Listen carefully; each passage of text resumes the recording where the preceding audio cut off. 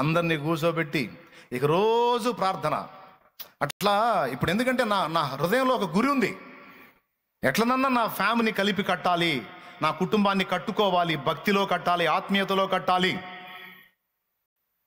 ఈ అప్పుల బాధల్లోంచి బయటికి తీసుకొచ్చి నా కుటుంబం కూడా సమాజంలో తలెత్తుకొని తిరిగేటట్టు నా ఫ్యామిలీని నేను ఎక్క తీసుకోవాలనే రంది నా హృదయంలో పడింది. దానికి ఒకప్పుడు ఆధారం లేదు, ఇప్పుడు యేసయ్య నాకు ఆధారం దొరికాడు కనుక ఆయన్ని పట్టుకొని తిప్పలు పడ్డా.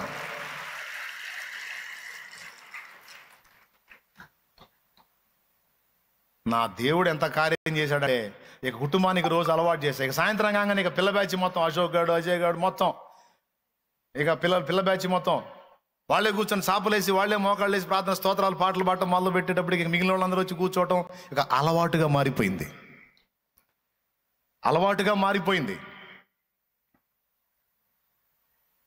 ఈ అలవాటు ఎంత దారి తీసిందో తెలుసా?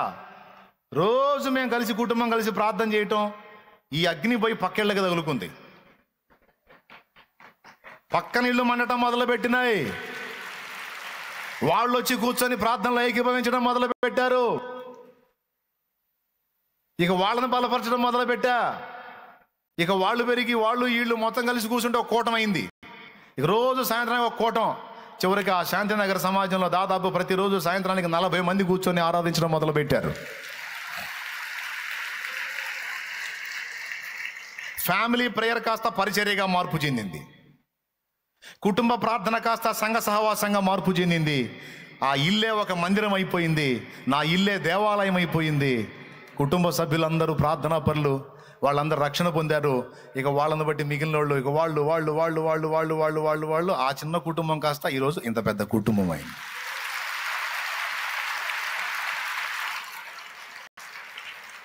ఫ్యామిలీ గట్టెక్కింది కదా అని ఆ దర్శనం అంతటితో నేను ముగించినట్టయితే దెబ్బతినేవాడిని. ఫ్యామిలీ గట్టెక్కిన తర్వాత మళ్ళీ కొన్ని శోధనలు నా దగ్గరికి వచ్చినాయి. ఇంకైపోయింది, నీ ఫ్యామిలీ ఒక కొలిక్ వచ్చింది, నీకంటూ ఒక ఉపాధి దొరికింది, నీకంటూ ఒక స్థిరమైనటువంటి పరిశ్రమ దొరికింది, ఇక దీన్ని డెవలప్ చేసుకుంటా, ఇంకా ఫ్యామిలీని అభివృద్ధిలోకి తీసుకెళ్ళుకుంటా, ఇక మంచిగా హాయిగా హ్యాపీగా లైఫ్ని నువ్వు కొనసాగించవచ్చు అనే శోధన ఎదురైంది నాకు. వాట్ నెక్స్ట్ అని మళ్ళీ ఆలోచన చేశా. కుటుంబం గట్టెక్కింది, ఇంతవరకేనా? ఇప్పుడు ఈ పరిస్థితిని డెవలప్ చేసుకొని ఈ కంపెనీ పెద్దది చేసుకొని పైసలు సంపాదించాలి. సంపాదించి వాట్ నెక్స్ట్? ప్రార్థనకి వెళ్తాం, పైసలు సంపాదిస్తాం, ఇంకంతవరకేనా? ఇంత మాత్రం దానికేనా? యేసుప్రభు నా కోసం ఎంత రిస్క్ చేసింది, ఇంకా నేను చేయాల్సింది ఏమైనా ఉందా? చూడండి, మళ్ళీ దర్శనాన్ని విస్తరింపజేసుకున్నా. గురి మారింది. ఇప్పుడేం మారిందో తెలుసా? ఇంతవరకు నా ఇల్లు బాగు చేయడానికి కష్టపడ్డాను, ఇప్పుడు నా సమాజంలో 4 ఇళ్ళు బాగు చేద్దాం.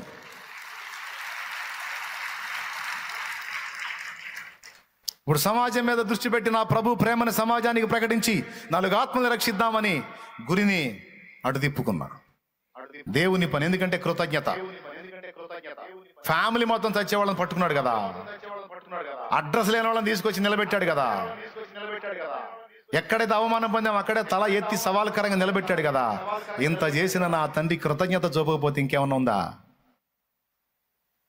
ఈ సమాజాన్ని కొంతమందినైనా నేను ప్రభావితం చేయగలనేమో, ప్రయత్నం చేద్దామని దేవుని పనిని మొదలుపెట్టి ఒక 50 మందిని రక్షిస్తే చాలు ఈ జన్మకు అనుకున్నా.